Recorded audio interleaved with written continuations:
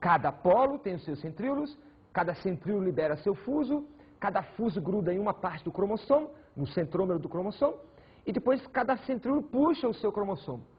Aí o cromossomo racha no meio. Olha só aqui, dá uma olhadinha aqui. Acontece isso aqui, ó. Um centríolo puxa para um lado, o outro centríolo puxa para o outro, e o cromossomo então quebra. E por último, nós temos a telófase. A telófase é a fase final da divisão celular. Na telófase, a célula começa a se dividir, propriamente dito.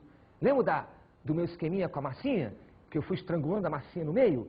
Esse fenômeno chama-se citocinese. É na telófase que acontece a citocinese. O citoplasma, o núcleo e o cromossomo quebram-se, o material genético todo é separado ao meio, e aí eu tenho duas células pequenininhas com a mesma carga genética, então termina a mitose. Prófase, metáfase, anáfase e a telófase, encerrando a divisão celular mitótica. Tudo bem? Para cada uma dessas duas célulazinhas agora vai começar uma nova intérfase, depois uma nova prófase, anáfase, metáfase, telófase e assim vai até um dia a pessoa morrer.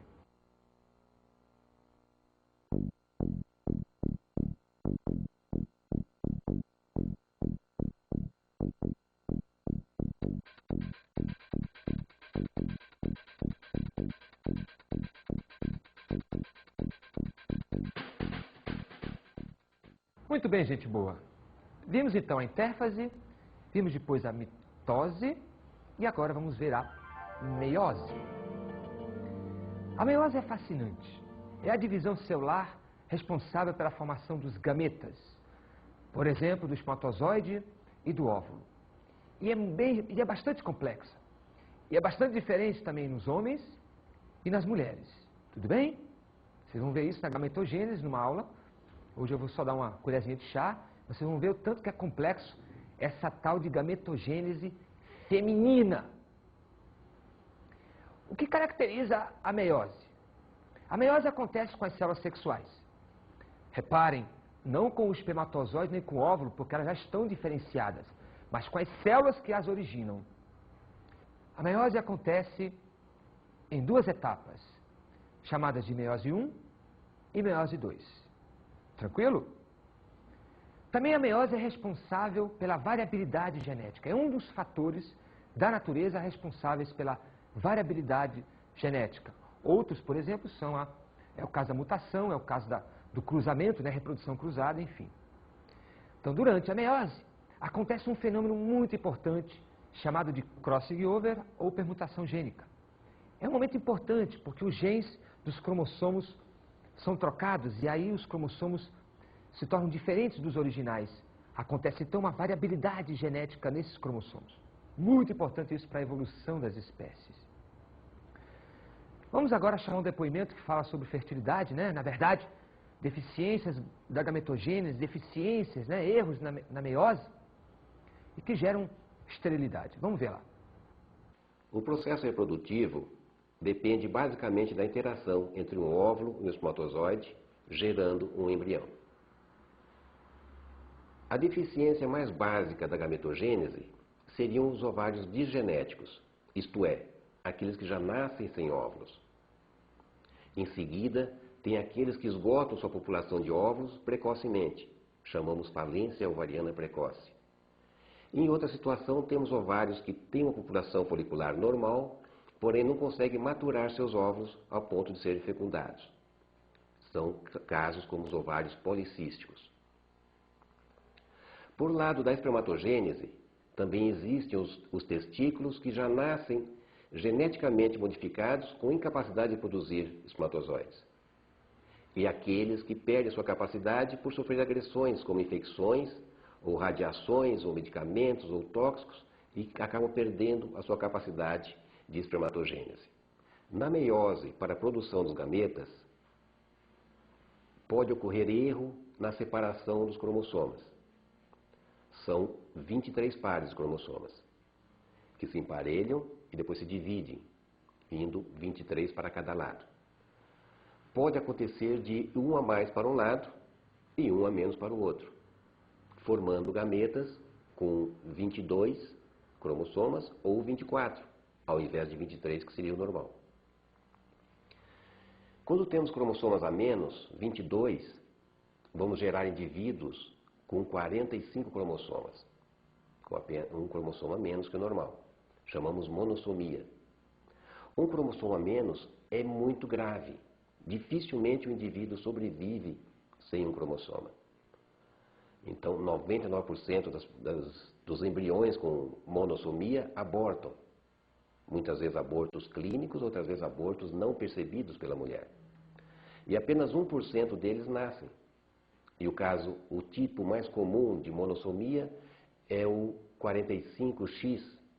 São indivíduos femininos que chamamos síndrome de Turner, que têm alterações típicas dessa doença, mas podem alguns sobreviver.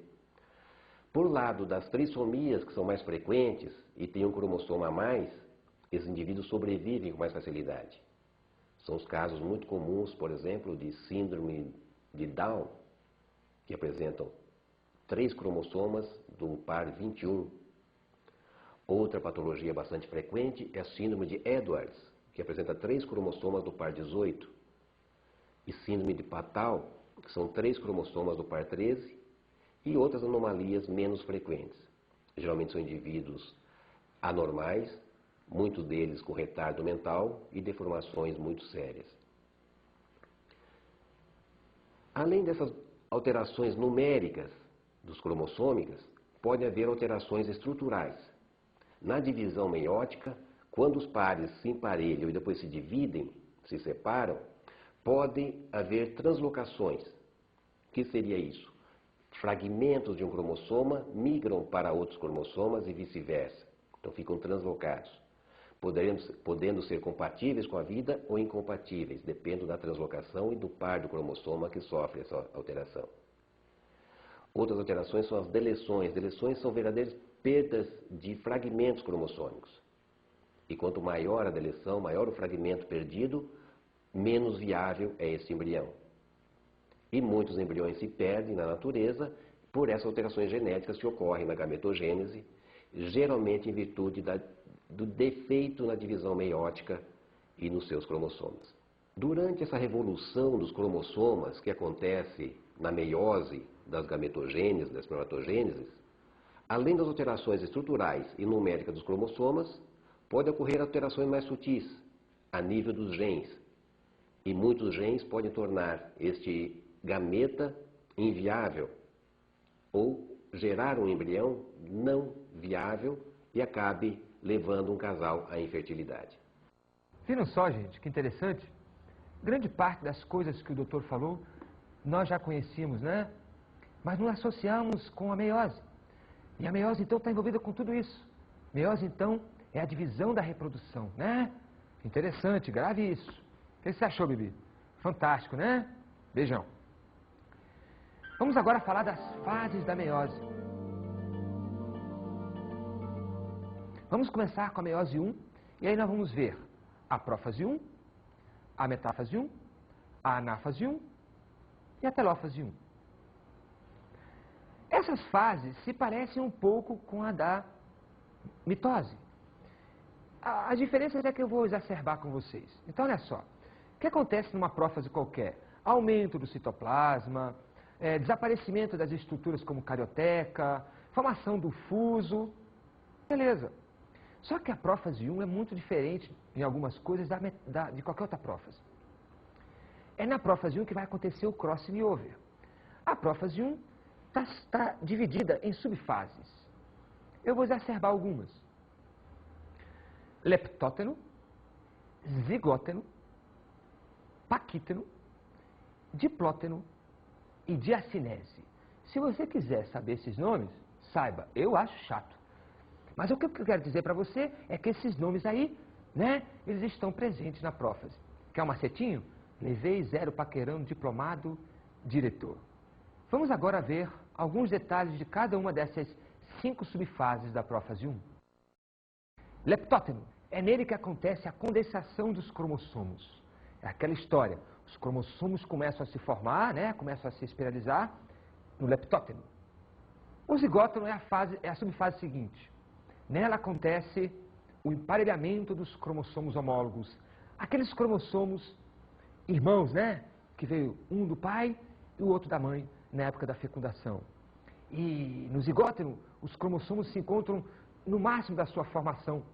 Ou melhor, eles se encontram bem espiralizados. Nós chamamos essa fase de tétrade. Porque olha só, presta atenção para isso. Os cromossomos se encontram já na forma de X e com 4 braços, né?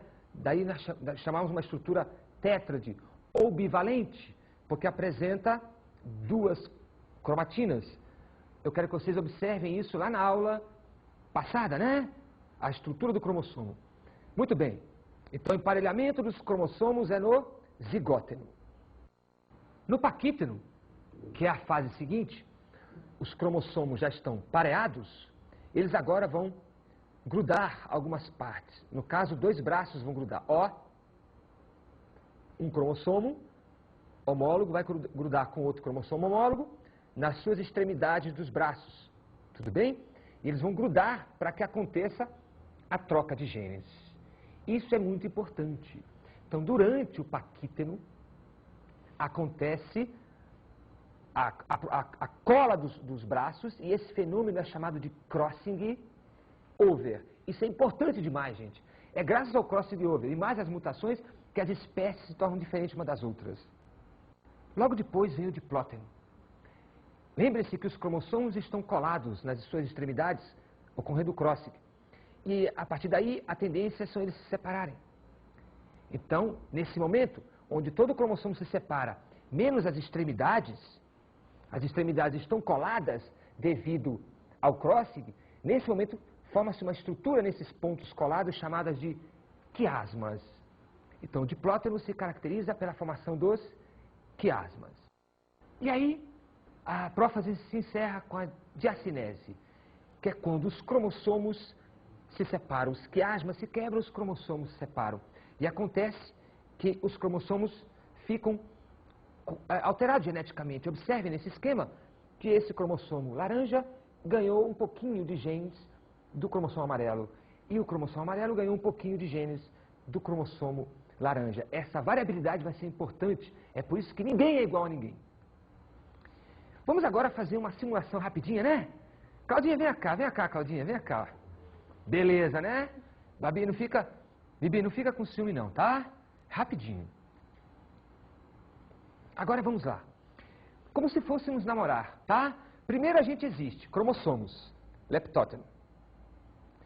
Depois a gente se aproxima, né? Tá, gatinha, né? Zigóteno, né? Aproximação. Depois, o toque, né? Ó, paquíteno, ó. As extremidades do cromossomo, né? Paquíteno. Tá havendo troca de genes. Depois de alguns anos ou meses, enjoam um do outro, começa a brigar. Só que estão grudados. Estamos grudados. Né? Estava acontecendo crossing. Essa estrutura aqui é quiasma. Diplóteno se caracteriza. Até que de muita briga, tchau, não te aguento mais. Vai embora, Claudinha, e encerra na diacinese. Tranquilo? A próxima fase é a metáfase 1. A metáfase 1 é muito parecida com a metáfase da mitose. Só que, nesta fase, os cromossomos estão variados, né? Lembra? Eles estão alterados. Eles têm genes trocados pelo crossing.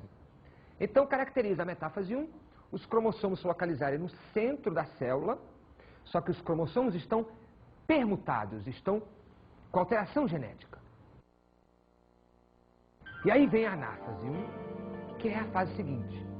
A anáfase 1, então, se caracteriza do seguinte modo: os cromossomos agora que estão com o fuso grudados em cada um, eles não vão ser quebrados como a anáfase que a gente já viu anteriormente. Preste muita atenção. A anáfase 1, os cromossomos,